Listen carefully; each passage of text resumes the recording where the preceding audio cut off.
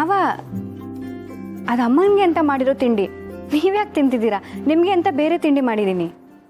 ಪರವಾಗಿಲ್ಲ ಪೂರ್ಣಿ, ನಾನು ಇದನ್ನೇ ತಿಂತೀನಿ. ತುಳಸಿಯವ್ರ ಜೊತೆ ನಾನು ಜೀವನ ಹಂಚ್ಕೊಂಡಿದ್ದೀನಿ. ಈ ಊಟ ಹಂಚ್ಕೊಳ್ಳೋದ್ರಲ್ಲಿ ತಪ್ಪೇನು? ಅವರೇ ಇಂಥ ಊಟ ಮಾಡೋವಾಗ ನಾನು ರುಚಿ ರುಚಿಯಾಗಿ ತಿನ್ನೋದಕ್ಕೆ ಹೇಗೆ ಸಾಧ್ಯ? ಅಣ್ಣ, ಅದಕ್ಕೆ ಬಾಣಂತಿ ಅವ್ರ ಆರೋಗ್ಯ ಚೆನ್ನಾಗಿರಲಿ ಅಂತ ಇಂಥ ಊಟ ಮಾಡಬೇಕು. ನೀನು ಈ ರೀತಿ ಊಟ ಮಾಡೋದ್ರಿಂದ ಏನು ಪ್ರಯೋಜನ ಹೇಳು? ಪ್ರಯೋಜನ ಅಲ್ಲ ಮಹೇಶ.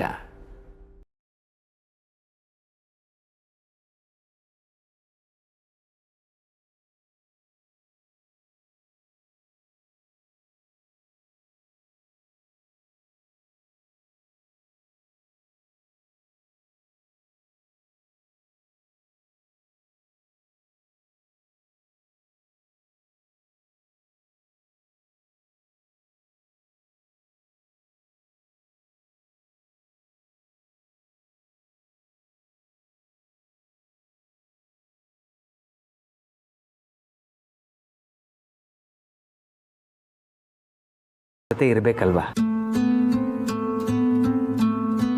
ನಿಜವಾಗ್ಲೂ ನನ್ನ ಜೀವನದಲ್ಲಿ ನಿಮ್ಮನ್ನ ಪಡೆಯೋಕೆ ತುಂಬಾ ಅದೃಷ್ಟ ಮಾಡಿದ್ದೆ ಮಾಧವ್ ಅವರೇ. ನೀವು ಕೊಡ್ತಿರೋ ಪ್ರೀತಿ, ನೀವು ತೋರಿಸ್ತಿರೋ ಕಾಳಜಿ, ನೀವು ನನ್ನ ಮೇಲೆ ಇಟ್ಟಿರೋ ಅಕ್ಕರೆ, ಇದ್ರ ಋಣನೆಲ್ಲ ನಾನು ಹೇಗೆ ತೀರಿಸ್ಲಿ? ನಿಮ್ಮನ್ನ ಜೀವನದಲ್ಲಿ ಯಾವಾಗಲೂ ಸಂತೋಷವಾಗಿ ಇಟ್ಕೊಳ್ಳೋಕ್ಕೆ ನಾನು ಪ್ರಯತ್ನ ಪಡ್ತೀನಿ. ನಿಮ್ಮ ಖುಷಿನೇ ನನ್ನ ಖುಷಿ ಮಾಧವ್ ಅವರೇ. ಅಣ್ಣ, ನೀನು ನೋಡ್ತಿದ್ರೆ ನನಗೆ ಅರ್ಧನಾರೀಶ್ವರನ್ ನೆನಪಾಗ್ತಿದೆ. ನಿಮ್ಮಿಬ್ಬರಲ್ಲೂ ನನಗೆ ಶಿವ ಪಾರ್ವತಿ ಕಾಣಿಸ್ತಿದ್ದಾರಣ್ಣ.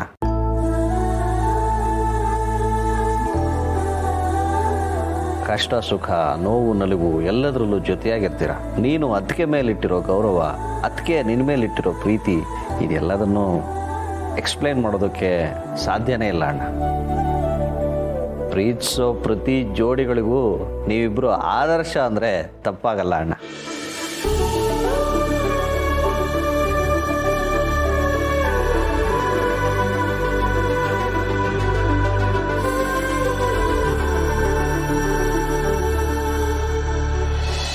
ದತ್ತನ ಮನೆಯವರು ಎಲ್ಲ ಒಟ್ಟಾಗಿ ನಿಮ್ಮನ್ನಾದಷ್ಟು ಬೇಗ ಜೈಲಿಗೆ ಕಳಿಸ್ತಾರಷ್ಟೇ.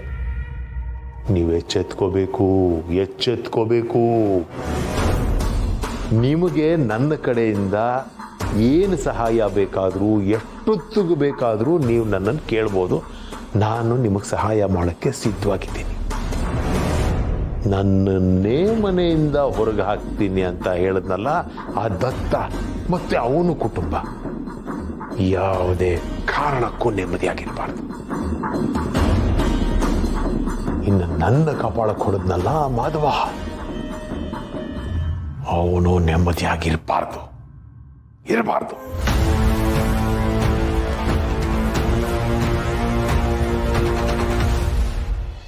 ಈಗಲೂ ನಾನು ನಿಮ್ಮ ಪರವಾಗೇ ಇದ್ದೀನಿ. ನಿಜಾನೇ ಹೇಳ್ತಿದ್ಯಾ ನೀನು? ಮೇಡಮ್, ನಾನು ಆಡ್ತಿರೋ ಮಾತಿನ ಮೇಲೆ ಆಣೆ ಮಾಡಿ ಹೇಳ್ತೀನಿ, ನಾನು ಹೇಳೋದೆಲ್ಲ ಸತ್ಯನೇ. ನಾನು ಹೇಳುವುದೆಲ್ಲ ಸತ್ಯ.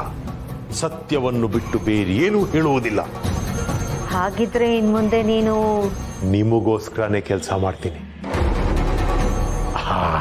ಆಗ ನನ್ನ ಕೈ ಸ್ವಲ್ಪ ಬೆಚ್ಚಗೆ ಮಾಡಿದ್ರೆ ಅಷ್ಟು ಸಾಕು. ಆಮೇಲೆ ಮೇಡಮ್, ಇನ್ನೊಂದು ವಿಷಯ, ಮೊದಲು ದಯವಿಟ್ಟು ನಿಮ್ಮ ಹುಡುಗರಿಗೆ ಹೇಳಿ ನನ್ನನ್ನು ಫಾಲೋ ಮಾಡಬಾರ್ದು, ನನಗೇನು ಮಾಡಬಾರ್ದು ಅಂತ.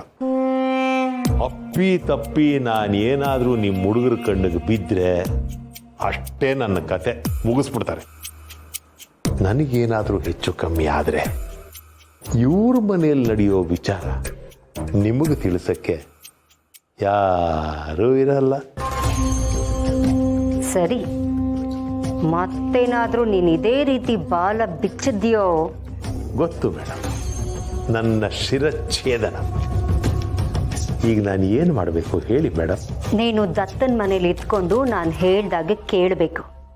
ಅಲ್ಲಿ ಏನೇ ನಡೆದ್ರೂ ನನಗೆ ಇನ್ಫಾರ್ಮ್ ಮಾಡಬೇಕು. ಅದಾದ್ಮೇಲೆ ಏನು ಮಾಡಬೇಕು ಅನ್ನೋದನ್ನ ನಾನು ನಿನಗೆ ಹೇಳ್ತೀನಿ. ಆಗಲಿ ಮೇಡಮ್. ಸ್ವಲ್ಪ ದುಡ್ಡು ಹಾಕಿದ್ದಿದ್ರೆ ಚೆನ್ನಾಗಿರೋದು. ಅಲ್ಲ ಏನಿಲ್ಲ, ನಿಮ್ಮ ಹುಡುಗರು ನನ್ನನ್ನು ಚೆನ್ನಾಗಿ ರುಬ್ಬಿ ಮೈಕೈ ಎಲ್ಲ ಊದಿಸ್ಬಿಟ್ಟಿದ್ದಾರೆ. Thai massage ಮಾಡಿಸ್ಕೊತಿದ್ದೆ. ಬೇಡ ಬೇಡ, ಲೋಕಲ್ ಮಸಾಜೇ ಮಾಡಿಸ್ಕೊತೀನಿ. ಸ್ವಲ್ಪ ದುಡ್ಡು ಕಳಿಸಿ. ಸರಿ, ನಿನ್ನ ಅಕೌಂಟಿಗೆ ದುಡ್ಡು ಹಾಕ್ತೀನಿ. ಇನ್ನು ಮುಂದೆ ಕೇರ್ಫುಲ್ ಆಗಿರು. ಇವನು ಈ ರೀತಿ ದುಡ್ಡು ಕೇಳ್ತಿದ್ದಾನೆ ಅಂದರೆ ಇವನು ಹೇಳ್ತಿರೋದು ಸತ್ಯನೇ ಆಗಿರತ್ತೆ.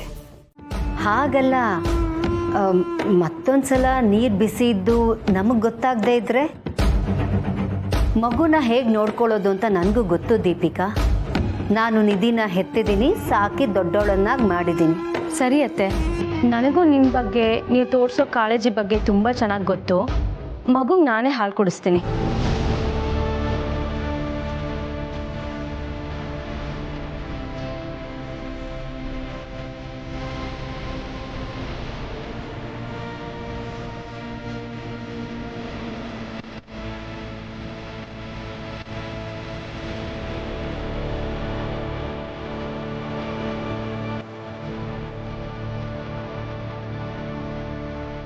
ಎಂಥ ಕೆಟ್ಟ ಮನಸ್ಸು ನಿಮ್ಮದು. ನೀವಿಷ್ಟು ಕ್ರೂರಿ ಅಂತ ಗೊತ್ತಿರಲಿಲ್ಲ. ಈ ಎಳೆ ಕಂದನ ಬಗ್ಗೆನೂ ನೀವು ಹೀಗೆಲ್ಲ ಯೋಚನೆ ಮಾಡ್ತಿದ್ದೀರಾ? ನಾನಿರೋವರೆಗೂ ಈ ಕಂದಂಗೆ ಯಾರೇನೂ ಮಾಡೋದಕ್ಕಾಗಲ್ಲ. ಹಾಲು